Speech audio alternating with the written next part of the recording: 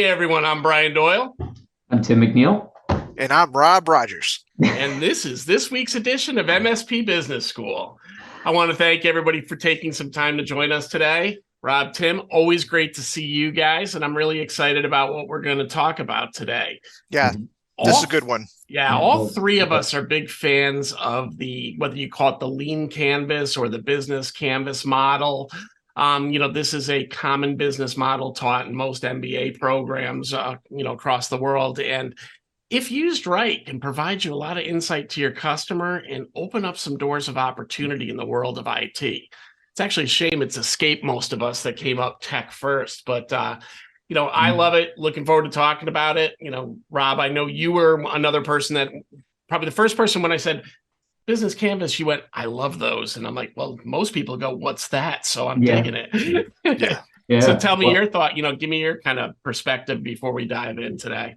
Sure. Yeah. So we were introduced to it by our business coach. And this was 5 years ago, when we were completely changing our entire company. Right. We went from lead gen to sales maturity, sales managers, and we didn't know how to do that.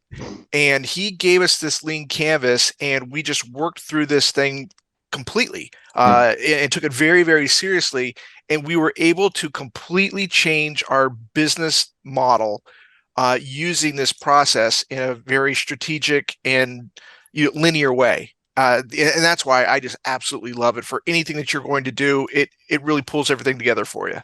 Yeah, and I would say if anybody out there, if you know kind of our background, how we started in that lead gen, more of a lead gen company, there was a time and point where we pretended to be a marketing company for a bit. There was actually a different app that we tried to start, and that was an epic failure. What else did we try and do? There were 4 or 5 things we tried to do, and there was never any structure to them. And I mean, there were a number of reasons why sales management for us really took off. I mean, getting a business coach was something that we talk about all the time, but specifically using the lean canvas. It was the first time that we had tried to reinvent ourselves, and we did it in a systematic way, and it really worked for us. Yeah, I mean, I'm a big fan. We're going through that process as we're doing some of our strategic planning right now. And, as we've been adding some new features, tools, and partnerships in the world of BCIO Toolbox. And of course, that includes, what we've been doing together on sales maturity. And it brings a lot of clarity to what's going on with your organization. So, what we did today was kind of put together a lean canvas. And, that was kind of MSP focused. And we're going to run through that a little bit today, because obviously it's going to play into a lot of your businesses. You're going to see a lot of yourself potentially in here. And I think that'll really help you conceptualize it. Now, that said, this is going to be a relatively visual one. We will absolutely walk through the model. If you're listening to this on your headphones, you got it on your podcast, you're working out, might want to take a moment and head over to our website, head over to the link in your podcast and pull down the lean canvas so you can see it visually. For those that are watching on YouTube, you'll certainly see it that way, but we'll make sure that as we're going through it, that, we articulate a little bit about, what the model looks like, what quadrants are being filled and what we're trying to accomplish. Because conceptually, the model just puts it in a container. You could do all these sections as just a Word document with, title headings and flow and kind of get to the same answer. But there is some power in the way that the mind, whoever the mind was behind the business canvas, really structured it, because it really does, for me, it kind of helps separate go-to-market and operations and puts kind of the value prop right in the middle. Yep. So with that, I'm going to bring this up on the screen, and we can talk through a little bit of this as well while we go through it. So first thing you'll see here is, besides that I have way too many tabs open, is, this is the business model canvas. For those that are not, have it out in front of you, in the center, there's basically 4 columns on the top of the page and 2 columns on the bottom of the page. The column in the center is the one we're going to speak about first, and that's the value proposition. And this is really, an exercise you can do with your customer if you're trying to be more consultative with them. Certainly internally in your business, you can do this with your executive teams and really just get honest with yourself and say, what is it we're bringing to the market? Rob, Tim, any thoughts from you there? And, maybe tell us a little bit about how you approached it during your transition phase. Yeah, for us, again, just being a lead generation and trying to transition out of that, we knew that there was a better way to service the MSP industry specifically and help them with sales. And our value proposition is just something that really was born from talking and working with so many MSPs when we were a lead generation company, and just hearing a lot of common themes. And some of those common themes where they tried and failed with multiple salespeople. They didn't understand how to train them. They didn't understand how to recruit them. They didn't understand how to manage them. And really, that was the foundation of how we came up with our value proposition. Myself being a recruiter in a previous life, Rob really focusing more on the management in his background, and in us lucking into having a full-time trainer on staff. The value proposition for us almost built itself, just because of our backgrounds and the strengths that we had within the company. So that was hugely beneficial to us, knowing that we had this idea that we wanted to go to market, and started working through it with our business coach. And him being a former MSP, he couldn't believe that somebody hadn't thought of it sooner, which was kind of cool to hear. So. Rob, anything to add from your seat? Yeah. So the way that, and we do this with our clients now, Brian, and when we're talking about value proposition, and you're looking to introduce a new product or service into your bundle, we ask them, what are you trying to solve? What is the value that you're trying to give to them? And ask the clients, what is going on that we can help you with? So the way we do it is we go and we ask for stories. Tell me the stories of where you were successful here and how this can be of service. And then that's how we started bringing back, every time we do this, that's how we can start driving value and understanding how we're going to build this new model with the value proposition. So for us, it starts with stories. Like, where are the stories from success or failure, and how are we going to solve that? I love storytelling. And for those of you that are out there that have never read the book, Story Brand by Donald Miller, totally suggest it, because it really helps you kind of come up with how to build the story of your company. But that's not what we're here totally for today. But I do believe strongly that the storytelling aspects with the value prop. So if we look at the model that we have here, and again, geared to an MSP, we've kind of defined the value proposition here as serving companies from 10 to 250 users in the greater any city in your region area. And it's really providing outsourced IT value at a Main Street cost, right? So, kind of a common value proposition for the MSP. Certainly there are offshoots and verticalization that can happen there.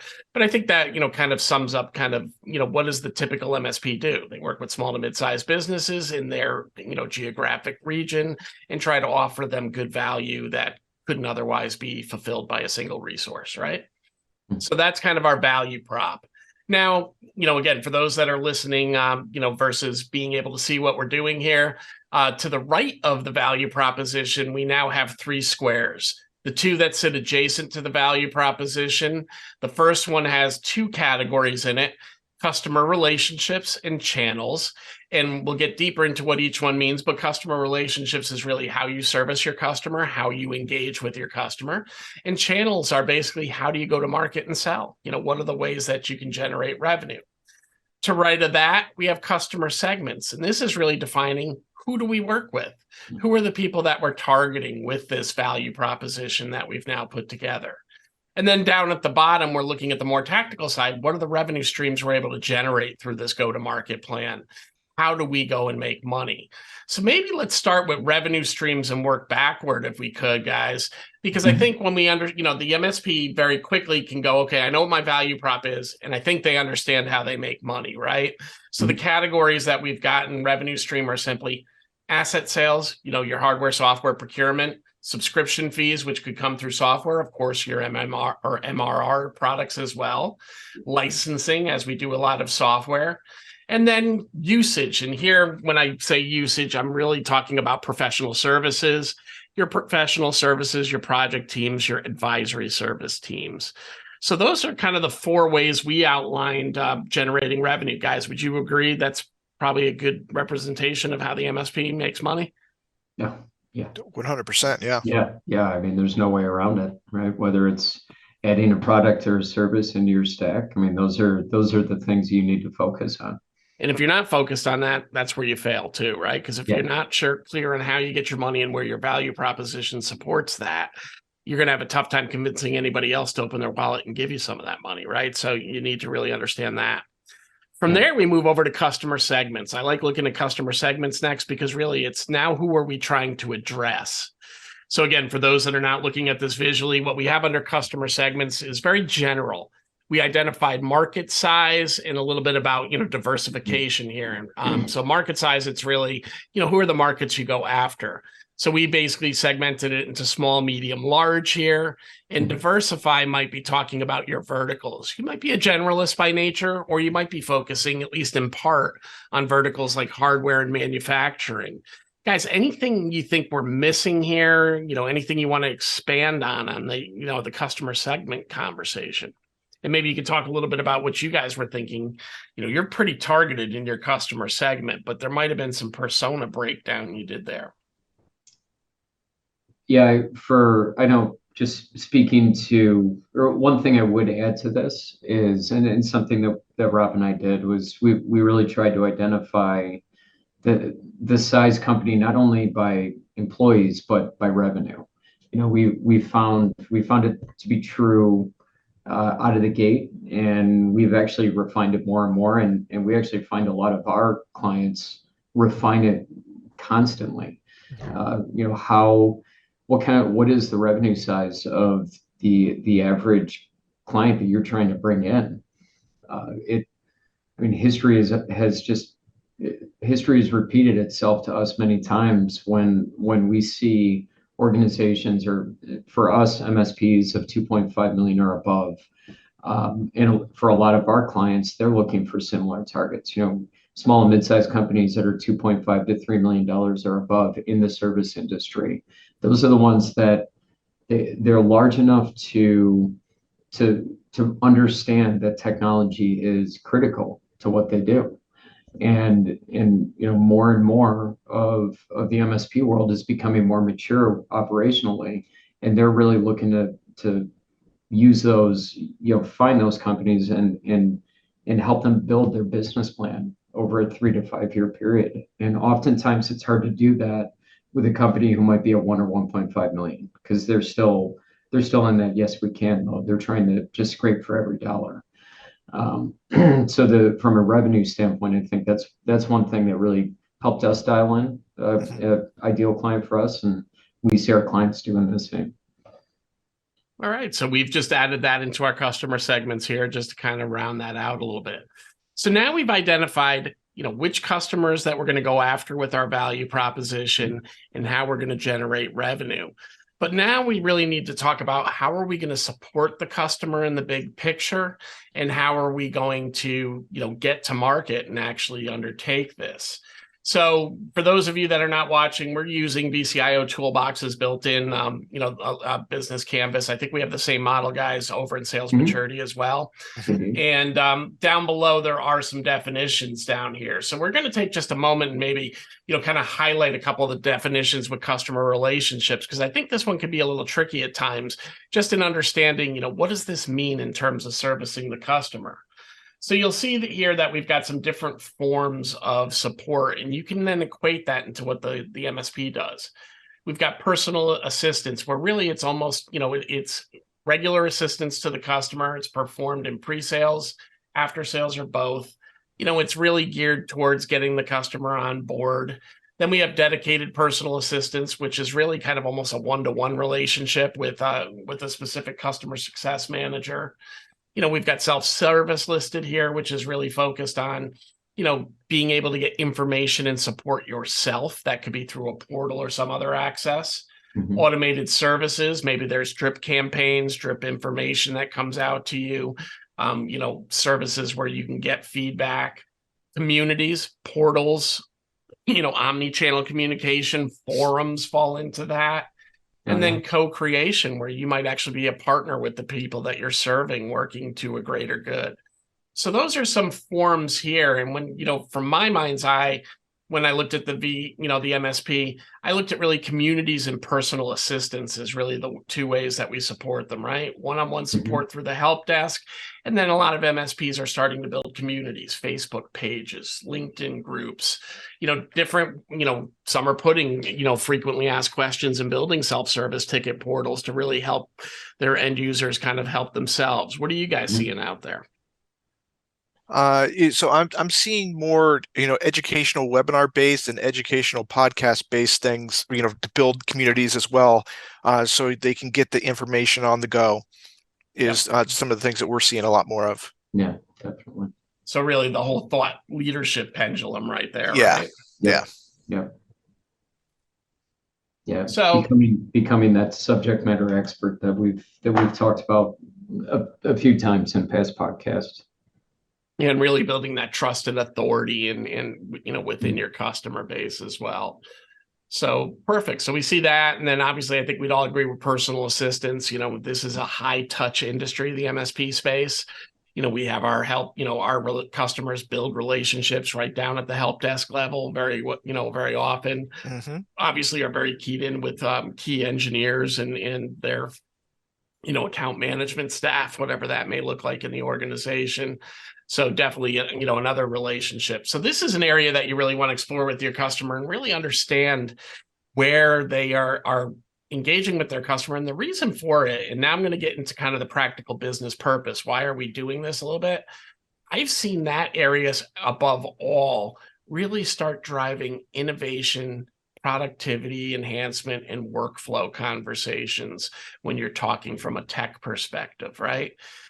Customers have bought into Microsoft 365. They got the whole suite and they probably use 10% of it, right? They used a little bit of Teams, they use a little bit of Office 365, maybe they're tabbing their toes into SharePoint, but there's a lot of power in that application. I know myself, just extending Teams to my external customers I'm working with and keeping them under the same umbrella totally changed the dynamic of how we were doing support and engagement for those that went through ramp camps. So, and it brought them in a common tool framework that allowed anybody on my team to jump in at any given time. So, I love that section and identifying that, because you're going to find things like maybe it is time to build a, external SharePoint portal, or, bring in one of the other tools that I'm not as familiar with in Office, the Yammers, the other things that they got in there, and see how that could be utilized. What are your guys' thoughts here? Yeah, I think the example that you just gave with Teams is a great one. That's something that Rob and I have started to do more and more, whether it's with clients who are on sales maturity or on the sales management side. And we've found that to be hugely successful. And then insert the fact that once COVID hit, there was more and more video calls. That's another thing that even if you've got a client who's 5 miles away, what used to be an in-person, now it's just a quick Teams invite. You talk to him or her over your monitor quick, and you've still got that in-person touch to a certain extent. And it helps everybody be a little bit more efficient throughout the day for those quick hitters or those short conversations that used to be in person oftentimes, but now they can just be accomplished in 15 or 20 minutes over a Teams or a Zoom call. Perfect. So Rob, maybe you can take us through the next section, and that is sales channels. Exactly how are you going to actually bring in the revenue and get to the market that you talk about here? Yeah. So the way that Tim and I broke this down, and I see you've done pretty much the same thing, is to bring it into three different levels, right? You have your outbound channels that you're trying to build, your direct, right? Your outbound, your direct, your inbound, and that's people coming to you. And then how do you form relationships to gain those referral leads that are coming from all your vendors and your partners and things like that? So when we did it, and like this is done the exact same way, how are we going to categorize these, number one? And then how are we going to understand the roadmap for ramping up to get to the ROI in each one of those channels? So when we built our channels, we didn't just build, we need to think about, which ones are we going to do, but which ones have the cost to acquire for leads here?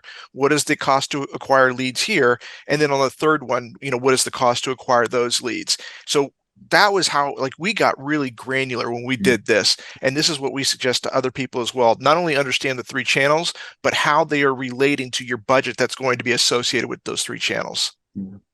Yeah, and I think it gives you an opportunity as you kind of build it out to get creative. How else can I get to market, right? I think we overlook the partner channel a lot, right? Where, we can partner with like-minded people selling similarly based products that are not competitive to make sure that we're going in and not just, getting into another customer, but also controlling turf, right? Now you've got an ally in there. Definitely. You've got somebody that you're working closely with, and you can each have each other's back in the long-term side of the relationship. Yeah. So we've covered on value proposition. We've now covered on the go-to-market side. So now we're going to the left-hand side of the business model canvas, and I kind of just call it the operational side. What are the activities we need to do to make it happen, right? So for those, again, that are listening in, the box to the left of value proposition covers key activities. What are the things you need to do as an organization? And then the key resources that support that. We then move to the box next to that, which says partnerships. And these are the key vendors and suppliers that you work with, and maybe other partners of other types too. Could be those sales channel partners, could be associations you're a part of. And then cost structure. That's just really where your fixed and variable costs in operating a business live. Now, I don't think that's where we want to spend time, and I know we're limited on time today too. So I'll just say with cost structure, that's your rents, that's your payrolls, that's your subscriptions, that's your tools, all the things you need that you pay for to operate your business. So let's take the time we have, guys, and maybe jump in, and let's start with key resources. And I'd love to get your thoughts on what you guys did on key resources. Here for the MSP, we simply identified human resources that we need to get, intellectual property that we need to develop as a resource or we support as a resource, our financial resources, our cash flow, our line of credits, the things that help us expand and grow, and then obviously the technical system supporting us. But what did you guys think of when you thought about or did I jump through here? Our key resources. So we were starting our resources.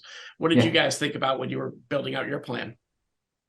Yeah, we were along a similar path. Different people from the standpoint that from the human side, we were looking for the recruiting, recruiter, trainer, and managers. But it translates very well to the MSP world, where you're looking for that help desk or sysadmin or maybe a high level engineer. Right. Along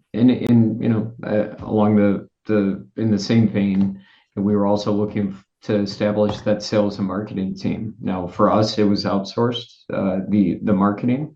From a sales aspect, we had enough experience where we were just able to kind of, in the beginning, piecemeal that together a little bit with the roadmap of, hey, we know that this is going to be a full-time position in X amount of months, and that was really the way we went about it. Instead of a PSA for us, we were looking for what CRM really fit our needs and in the absence of a CRM for a client that we may work with, what would we recommend to them? So that was really a key factor in the technology aspect of what we bring to the table to help better our clients when they're trying to close new business. So Rob, maybe you could speak to the activity side. Here we really look at support services, help desk operation, obviously being key to an MSP, procurement services, architecture, design, and delivery, of course, as well. Mhm. You know, when you think of key activities, what are some of the other key activities that might not be being represented there that you think about, or what were some of the things that you considered yourself when you were building out your business canvas model? So when the key activities that we needed to do is when we first came up with it, we had a book of business, right? We were doing fine in our book of business, but we needed to change everything. So what were the activities that we were going to do to build out that model? So we went to all of our clients and we said, okay, the first thing we're gonna have to do is talk to every single one of our clients, let them know what we're thinking of and what we're going to do. And then we did SMART goals attached to that key activity. So all of our clients had a SMART goal attached to that activity. That was the number one thing that we had to do. Then the next activity that we had to do was make sure that we had every single piece of documentation in a linear format, kind of like our sales maturity model now, and making sure that we had that changed from just a prospecting type of activity to the whole sales funnel. And that was the other key activity that we had to build out and make sure that we mapped out. And had assigned tasks to. And that was the two hardest things that we had to measure, monitor, and then build a goal to. Perfect. Now, guys, we only got a few minutes left in this session, so let's kind of dive into partnerships, and then, you know, I think we should have some closing thoughts. You know, partnerships are really just the suppliers, vendors, and partners that you're working with. And it's really good to get them categorized because sometimes you're not investing enough time in there, nor are you maybe assessing the risk in that relationship as deeply as you should as it relates to your business operations as well. So, you know, here I'm really just looking at, and you see some examples here from an MSP perspective, your vendors are your software companies, your suppliers are your distributors and the Pax8s of the world. Your peer groups are associations you're a part of, like, you know, ConnectWise, Involve. Obviously, if you have a partnership channel, you're going to list some of those channels there. Your accountants, your lawyers might fall into those columns as well. But those are all the people that support you in doing business and making sure that, you know, and help provide you with the resources so you can deliver that value prop out to the community. So guys, I don't know if you have anything you want to add there, but I think that kind of sums up that column pretty succinctly. And you know, I think we should get into kind of now, so how do you use this, right? And I'll tell you, my security teams are using this. You know, a lot of my customers that are doing true VCIO work, maybe going out and consulting with the customer, doing fractional VCIO, building BCISO programs, they're sitting down and doing this with the customer to get a better understanding of how the customer operates. I mentioned on the go-to-market side, they're looking for innovation and opportunity for enhancing workflow or productivity. But on the left side, they're looking for security gaps, the ones that don't come out in assessment. The doctor that's got an outsourced call center to an overseas virtual administration team and has no, you know, and gives them very sensitive data, at least personally identifiable data, and has no idea if they do any social engineering, if they're undergoing any security awareness training, and certainly haven't done a risk assessment. So it really gives them the ability to kind of have those conversations. The other thing I'm seeing with our teams, and the reason they like the business canvas so much, is partnerships and customer segments become very targeted referral sources. Now you're starting to learn who the customer does business with, and a lot of local does business with local. So now you can look at partnerships, and instead of that generic, hey, Tim, you know, we do a good job for you. Who do you think can help us out? Now you can be more direct. Hey, I see you work with that Brian Doyle guy over there at VCIO Toolbox. I've been trying to reach out to him for a while, haven't had much success. Would you mind making a mutual introduction? Totally changing the dynamic of asking for leads. And then the final win I'm seeing my customers getting is when they have team transition. Now you can really help the new people coming into the account manager role really get a good landscape of the customer before they make that first phone call. I remember one of the biggest things I used to hear with some of my longtime customers when I got out of the account management seat with them and brought in, you know, external parties to do that. They said, look, we know transition's real, but every time you guys get a new employee, I feel like I got to train them on who we are. So this really helps you communicate, you know, maybe this and a good SWOT analysis too really can help you communicate to that new person. This is what the customer does, and have them really get familiar with what they're all about, in addition to the products and services you're selling to support it. So that's just kind of the use case we're seeing in the MSSP and MSP community around Business Canvas. Guys, anything you want to add to that? Tim? Not really. I mean, I think you covered it all pretty well there. Those are all things that we're seeing the MSPs that we work with focus on. I think you did a pretty good job there. Yeah. The only thing I would add there, Brian, is, you mentioned a little bit earlier that, one of the things that people kind of maybe don't take as seriously as the rest of this, canvas is the partnership side. And you remember when we started this 3 years ago, the partnerships out there with the major vendors, they were just, transactional. And then all of a sudden COVID came by, crushed everything, and then the people that had the great relationships with their partners, they were able to call them and say, hey, we need help. We are desperate right now. And if you had already established that relationship, the partner was like, sure, no problem. Let's put this on hold. Don't worry about paying us. They had all these great stories of these, because they had great partnerships and they took it seriously in their model, they were able to go to them and lean on them during those tough times in like those first 3 months.